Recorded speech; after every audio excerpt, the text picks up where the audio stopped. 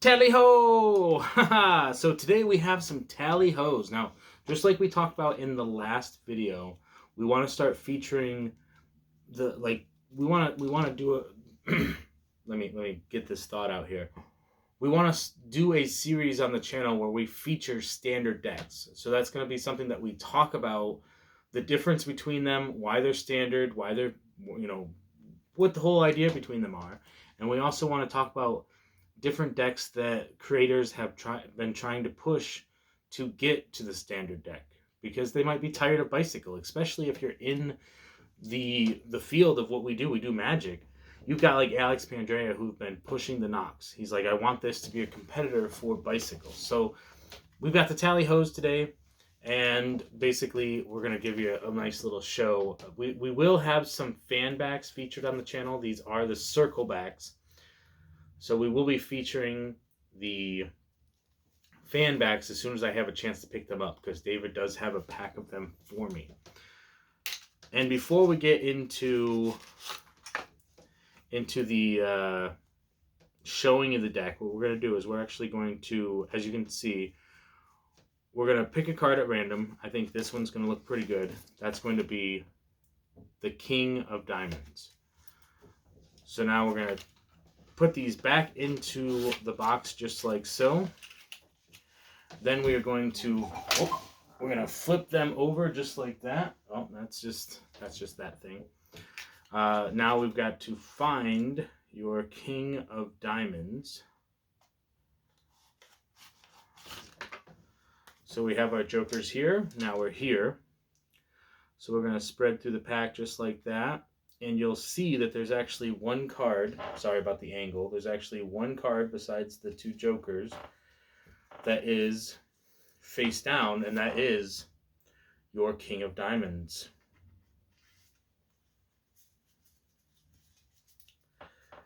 Very nice. You picked the one card in the whole pack. Or rather, when we threw the deck up into the air, your one card flipped over. Okay, now back to your pack.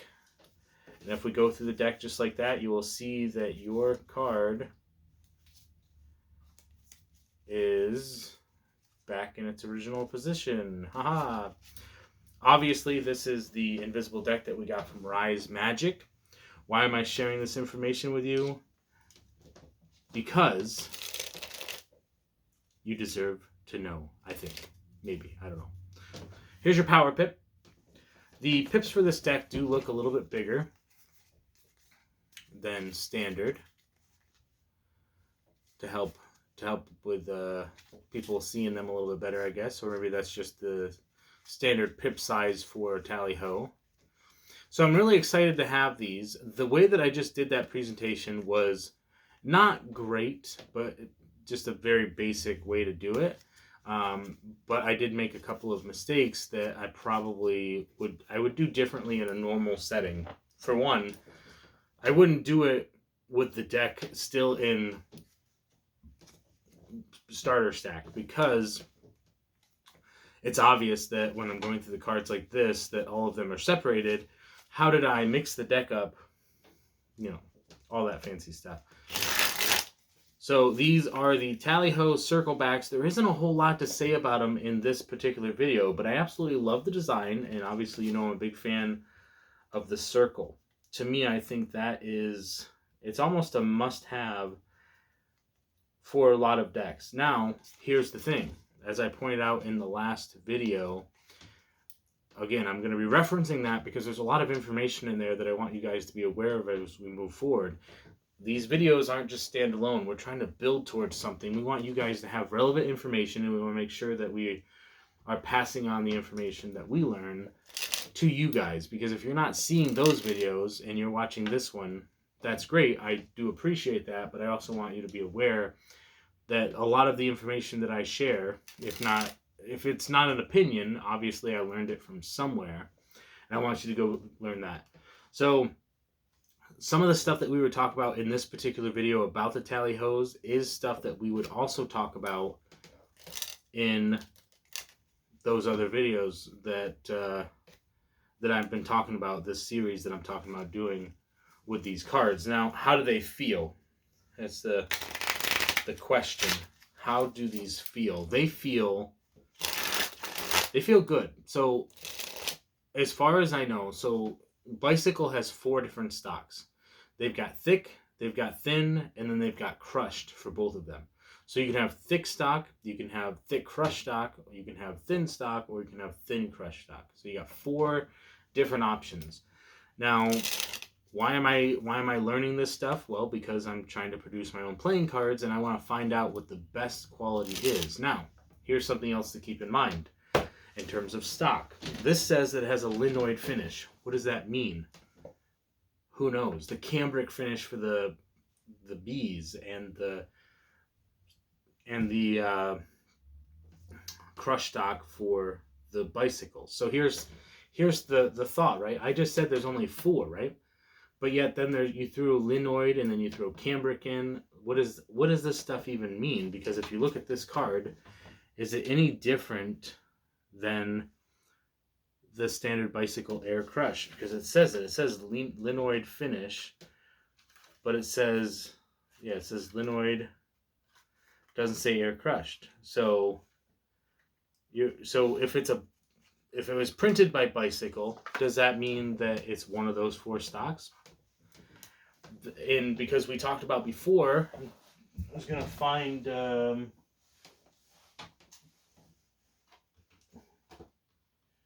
The Illusionist. So as far as I know, always correct me if I'm wrong in the comments down below, but correct me if I'm wrong. But Illusionist prints on Cartamundi stock. This is the premium L7, I believe. That's why it's thinner than standard Bicycle. That's why when you look at it, I mean, it basically looks the same as, not the exact same, but it's got a different finish than the Bicycle stock because it's Cartamundi stock. This is a premium stock that you're not going to get from Bicycle. But Bicycle still has good stock. So that, and then Theory 11 seems to have its own type of stock. And this is what we're trying to sort out, all this rabble, and try to figure out what everybody has. It's not like I'm looking for the secret recipe, but I kind of want to know what goes into everything, because I think in terms of how everything feels, everything's going to feel differently for everybody. But I really like how this feels, but I keep saying that. I like it, but I'm not sure if this really feels any different than Bicycles. You know, and maybe the bees don't actually feel any different than Bicycle. Maybe because we read that it has this special finish that we then assume that it feels different when it actually feels exactly the same. Is that possible? Who knows? But there it is again. There's the but. There's lots of buts. There's lots of buts. They're beautiful cards. They fan nicely. We were talking about that earlier too, that little subtlety when you do your fans. You just slightly let everything kind of drop down on both sides, and now you've got yourself a complete fan. If you switch hands, you can actually complete the rotation on the back, and now you've got this full, beautiful looking sandwich. Very nice. Absolutely love it. And I wanted to get them, obviously, because I can partner them up with my other Tally Hoes. And I have instructional videos from Doug on how to use how to use the invisible deck for Bicycle. And then I also have an instructional video that I got from Rise Magic when I bought the deck from them. Now, here's the question to include this in here. Is there any difference whatsoever? So let me do a fine to see if there's any markings whatsoever that would tell you. It does look like the color is slightly different. It does look like the color of this deck is just a shade darker. The whole printing we're talking about, it looks like it's a darker blue than the regular one. Wait a second. Yeah, that's accurate. I thought I turned it around and then I thought the colors changed. That was magic in itself. Everything on here. Okay, so this one says 2018, whereas this one was printed in 2011. Obviously, it has a little bit more information. Manufactured. This was Kentucky. Everything else is pretty much the same. There really isn't a whole lot of difference. The U.S. Playing Card Company, and now it's the United States Playing Card Company. Liniod finish, made in the USA. They like to use dots back then.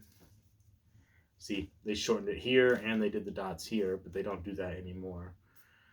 So really, in terms of the box, besides the color being a little bit darker, oh, there's even more. There's registered U.S. patent of TM off. So it doesn't have that here. So the boxes are slightly different. Keep that in mind when you're doing your routine. It's hard. What's really nice about some stuff like this is the subtlety is you might not even notice the subtlety of it. Quite simply because, now here's the other question, is are the backs darker? Because that's a very important question. Okay, so the backs are the same. So that's kind of important. The backs are the same color, the boxes are just slightly different. So just be careful if you have this and you're doing a routine. I pointed out the same thing with the bicycle. The mandolin backs, like how many people are going to notice that there's butterflies on them unless you point them out, or unless they study, or if they have a bicycle deck that they look at regularly. Most people aren't even going to notice. That's what you have to keep in mind when you're doing magic.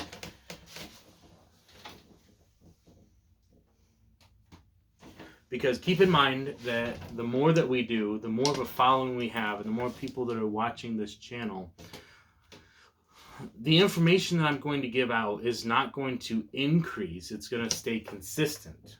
Okay? I'm going to try to do better stuff as I go, but I'm still not going to give away I'll give you a step. If you want me to do a Patreon, or if you want me to do a membership when I get that far, and you want me to teach you stuff when I'm better, then you're gonna have to work for it. You're gonna have to pay for it or earn it.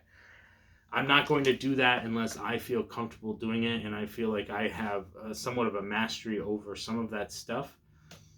Just because I don't think it's fair to you guys. Why would I make you pay for something that I don't even know properly?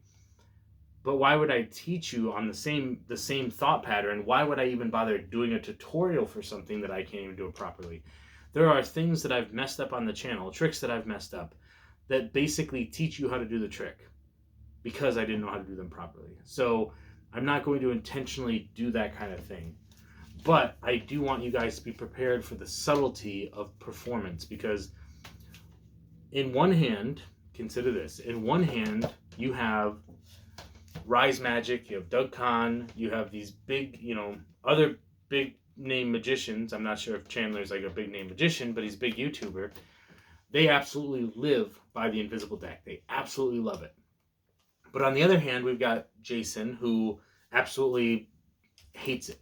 Now, he probably hates it for the same reason why I have difficulty with the idea of it. I enjoy it, but keep in mind, we're all talking about magic theory, about how to use the deck. We've got 2 tally-ho decks. One of them is gimmicked. One of those are regular, okay? And that word that I just used is the reason that I have a hard time getting behind the invisible deck, and that's because it is a gimmick. In order for you to let people see it and to examine it, you have to switch it with the other deck. If anybody is paying close attention to detail, even just a minute amount, you could get found out. Is that bad? No, because I take you back to the other principle that I just talked about, subtlety. The subtlety difference. Nobody even notices those small little things in the moment if your misdirection is right. So work on your performance, But also keep in mind that even if somebody has an idea of what's going on, don't make a big deal of it, because that's really going to help you along the way. But back to what I was just saying about Jason. He's performing on the streets with people all around him. That means that the odds of somebody figuring out that he's using a gimmick deck, especially one like the invisible deck, is a lot higher than it. Kind of cuts out a couple of ways that he could actually use it. Plus, it doesn't keep people engaged if you're constantly doing a switch out. Now, Doug Kahn does street performing, and he uses the invisible deck. Preference. It's all about preference, and it's all about style, but it's all about mindset. So keep that in mind, that depending on what your style is and how you want to perform, subtlety is a big deal. Very big deal. The color of the two decks are different. Nobody's going to notice. The back design of one deck is slightly different than the other one.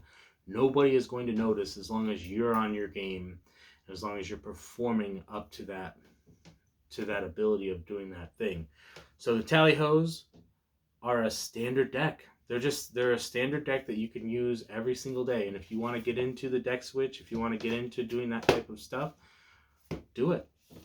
Do it. It's going to really, really help you, because it's a trick that you can perform. It's a trick that you can perform without a deck. It's a trick that your spectator can perform. You can do the invisible deck over, as long as everything stays in frame, you can do it over camera.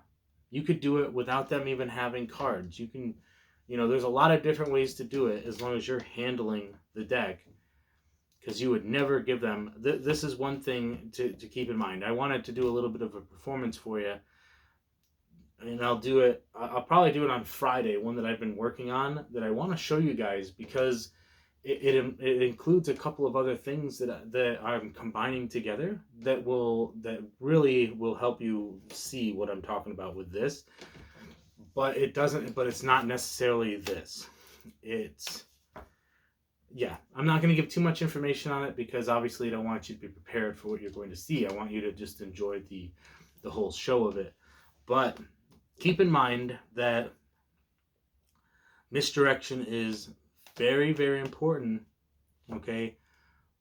But it's a tool for your performance, your dialogue. When I'm talking to you guys and I'm saying stuff and I'm doing stuff, the misdirection is happening over here.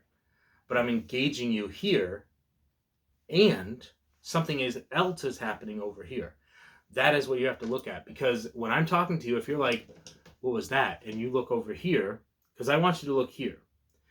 But if I don't engage you enough here, then you're going to look over here towards the misdirection, which is fine, because that's going to bring you back to here.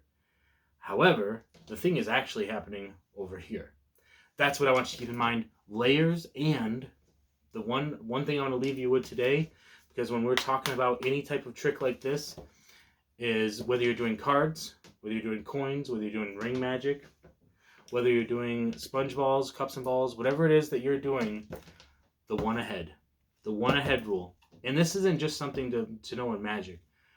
In life, if you keep yourself up and up, and you understand as you're moving forward in every situation that you're doing, not to trick other people per se, that's what we do. Our craft requires that we trick people, but for the fun of it, for the entertainment of it. But in life, if you keep yourself ahead of the curve, you keep yourself ahead of the game, then that's going to help you out in the long run. But remember the one ahead rule. Remember what we talked about today with the Tally Hos. And we got one more video coming your way, and that's going to be that. So remember, stay positive, stay active, and stay awesome. And we will see you in the next one.